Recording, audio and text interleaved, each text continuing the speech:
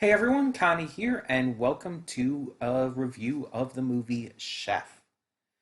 So, you guys might know, I've talked about it before, but I am a big, like, foodie. I'm very much into cooking, I'm very much into food shows on television. I just love food. I love the different cultures surrounding food, the different ideas and prep methods and just different spice blends and whatnot, all kinds of stuff like that. It's just always interested me. It's always been something I've just loved learning about and loved seeing through various methods and ways in the world. So I've always kind of wondered, why have I not watched Chef? For those who don't know, Chef is a 2014 film directed, written, and starring Jon Favreau. The same Jon Favreau from the MCU, known for directing the first two Iron Man movies and for starring as the character Happy Hogan in various films, um, notably the Spider Man ones. um, this movie felt like a passion project from Jon Favreau. Um, this is post Iron Man and everything. And I believe this is also post Iron Man 2, which didn't go over too well and caused Favreau to take a step back from directing in the MCU. So, seeing him put his all into this film after that makes it that much more special. So, for those who don't know, Chef is about a chef who is kind of fallen into this rut. He's not really cooking for the right reasons anymore. He's not really allowed to explore his passions and his creativity in cooking due to his restrictive work environment from the restaurant owner he's working for.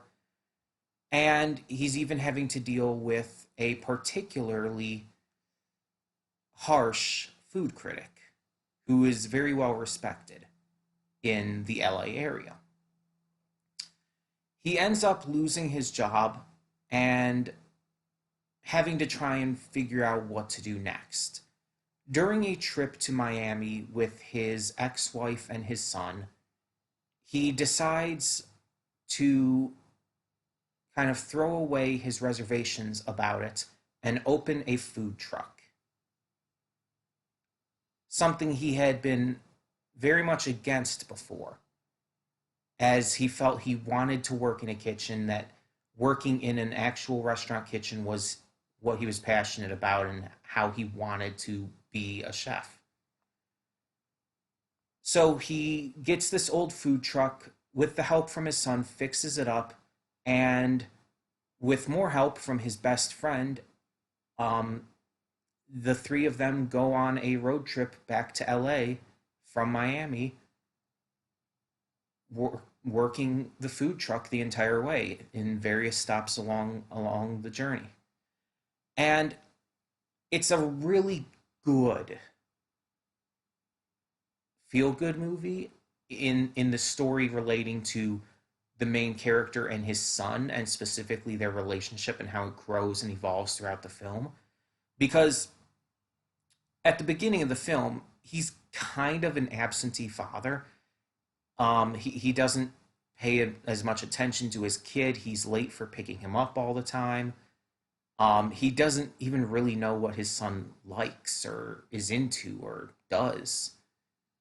Um, but as the movie goes on, they connect more and more through food, through cooking. Um, and while our main character, Favreau's character, shows his son the wonders of being a chef, his son teaches him as well about interpersonal connections as well as, well, technology too. John Leguizamo is in this too as the best friend and fellow chef to Favreau's character, and A lot of people are very mixed on John Leguizamo. I've always liked him. I've always thought he gave some really fun, entertaining, and well acted performances throughout his career. Like, yeah, he was in that really shitty live action Super Mario Bros. Movie. Yeah, of course. Um, but he was also in so many other really fun films. Like, as much as people like to poke fun at it, I liked The Happening. I thought it was hilarious, even if not meant to be. But also, I thought it was a really interesting concept. And honestly, like no matter what other films and everything you could choose for him, I think this is Leguizamo's best. He feels the most high energy, high passion, and high just excitement that he's ever felt in a movie for me. We also have Dustin Hoffman as the restaurant owner for the first act and into the second that Favreau's character is working for. Um, he's just kind of this no nonsense, play by the book type character. Doesn't really like deviating from the norm. And the thing is, the movie shows him to be wrong multiple times in that. Um, like there's the first time the food critic comes to the restaurant and everything. Like our main character is trying to spice up the menu, do something different, give him something exciting, so that the food critic leaves a good review, which is what you should do. But the owner is like, no, no, no, no. We have to go with our tried and true. We have to go with our classic menu items. That's what everybody comes here for. And after the fact, even the chef relents, but after the fact, they get a terrible review from this critic. And it's made very clear that the chef was right. And yet it never shows the owner regretting this decision. Um, it never shows him seeing this as like, oh, I made a mistake. No. In fact, um, after a little Twitter feud happens between the chef and the critic agrees to come back to see like what basically another chance from the chef. And once again, the owner's like, no, we have to stick to the basics. We have to stick to our menu items. It's the most packed it's ever been out there, and they even start arguing about like the critic and everything and what he wants, and the owner's basically like, I don't care. It's the regular people out there that pay our bills. Basically, that's basically what he's saying, and it's like, yeah, sure, but this food critic also affects that. You have to realize. So it's made very clear that his character's in the wrong the entire time. Um, and Robert Downey Jr. and Scarlett Johansson are in this, which, this is post Iron Man and Iron Man 2 and everything, so it's like Favreau's worked with these two before. Um, Scarlett Johansson's character is not super like important to the film. She plays this waitress at the restaurant that Favreau's character originally works at, and it's shown that Favreau and her characters have a thing going on, but it never really goes anywhere. Like after a certain scene, the second scene where the food critic comes to the restaurant, after that scene, she pretty much disappears for the rest of the film. She's just not important at all for the rest of the film. Um, and I would say I'm kind of disappointed by that because it just feels like her character was thrown in just to have Scarlett Johansson have a character in there, which to a degree it does kind of feel like that. But at the same time, I don't like Scarlett Johansson, so I don't mind that much. I know that may sound mean and everything, but it's like I've never really liked her that much as an actress.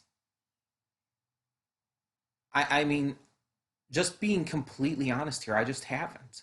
And it's nothing against her as a person. She's probably a great person, a fine person, but I mean, in some regards, there have been some problematic things she's said and done and stood up for and everything. Not going to get into that here, but um, yeah, it's just I feel like I just have never grown attached to her as an actress, and honestly, she's one of the reasons I never liked Black Widow in the MCU. But only one of the reasons. There's multiple others. But anyways, again, getting off topic here. Robert Downey Jr.'s character is also very minor, but his character actually plays an important role. Like he only has one scene, and he plays this eccentric kind of weirdo. But his role is actually important because he's the one who gives Favreau's character the food truck. He's also the first ex-husband of Favreau's ex-wife,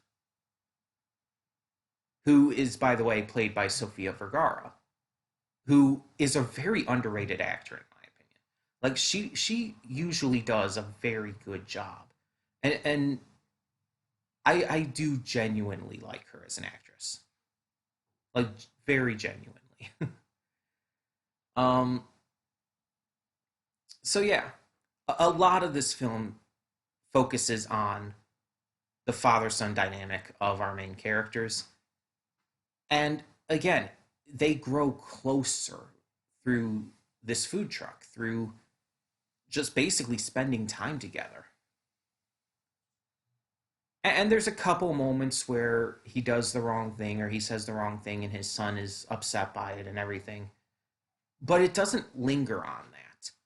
And that's, I think, a big plus of this movie. It doesn't linger on the, like the second or third act conflicts too often. You see those all the time in movies. Like there's a conflict in the second act, there's a conflict in the third act. It's this like big deal. Um, but this movie doesn't focus on that too long. In fact, it's resolved really quickly both times.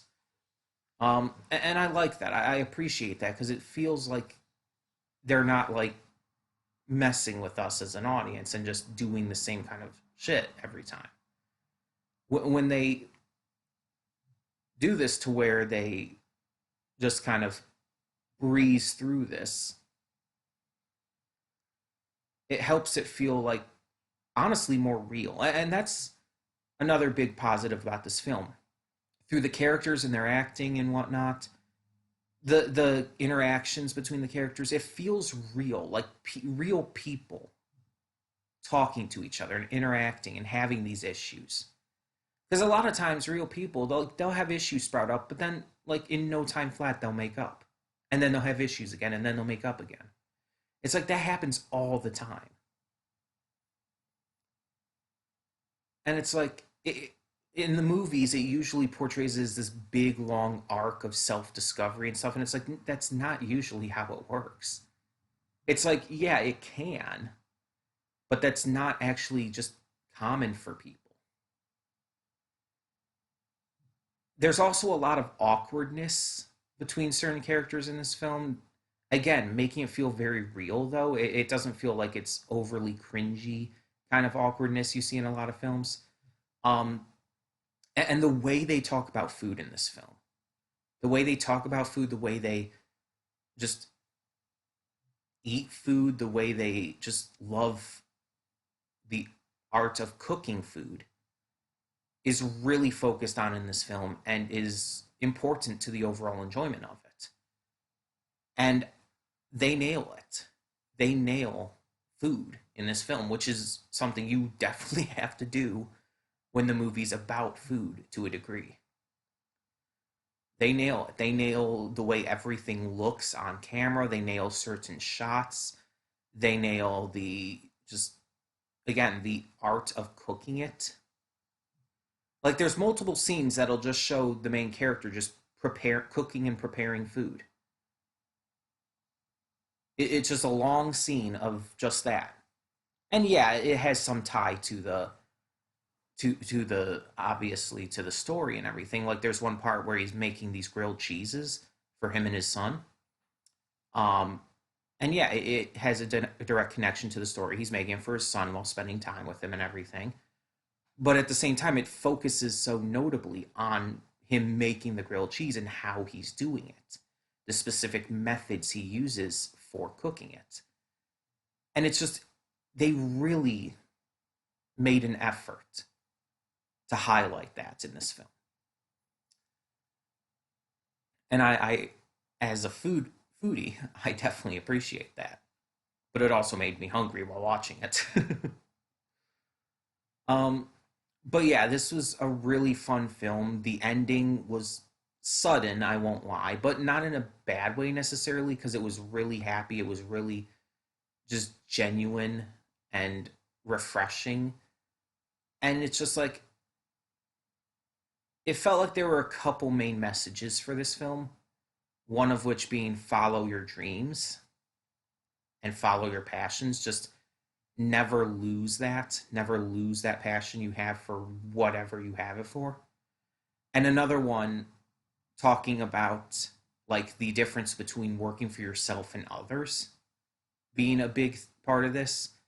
Um, and there's nothing wrong with trying to do your work or do whatever to help others or for the sake of the customer to a degree. But you also have to be doing it for yourself. You have to love what you do, otherwise it's going to turn out wrong. And that especially goes for the culinary world. So I really loved this film. Not just liked it, I loved it. And it seems from what I could tell to have gotten some pretty good ratings. It seems to be a pretty well received film, but it's like I'm just surprised it's not more talked about. That I hadn't heard more about it. I mean, yes, there's that Netflix show that's basically like a spin-off of it, called The Chef Show, which has John Favreau and other actors and stuff going around trying food in like a, I don't know, a man versus food or diners, drive-ins, and dives style. Going to different restaurants, trying out their food and stuff. Um, and I think I've seen like a clip from that, but that's about it. And even so, people don't talk about that even too much. I've heard some people mention the film and even the chef show, but they're not super commonly discussed. And it's a shame because it's such a damn good movie. The writing is solid, the characters are solid, the emotion, the food, all of it is just genuinely solid. Oliver Platt does phenomenal as the food critic, even if he's only in a couple scenes. He just sells the role so well. And it's a really good movie. It has a lot of good comedy, a lot of good hearts. Yeah, I would definitely suggest it to anyone and everyone. But if you have already seen the movie Chef from 2014, once again written, directed, and starring John Favreau, tell me in the comments below, what did you think of it? And if you haven't seen it, are you willing to? Would you be willing to check it out now that you've heard my review? Um, Either way, tell me your thoughts down in the comments below, and thank you so much for tuning in. For now, I'm Connie, and I'm signing off. See y'all next time.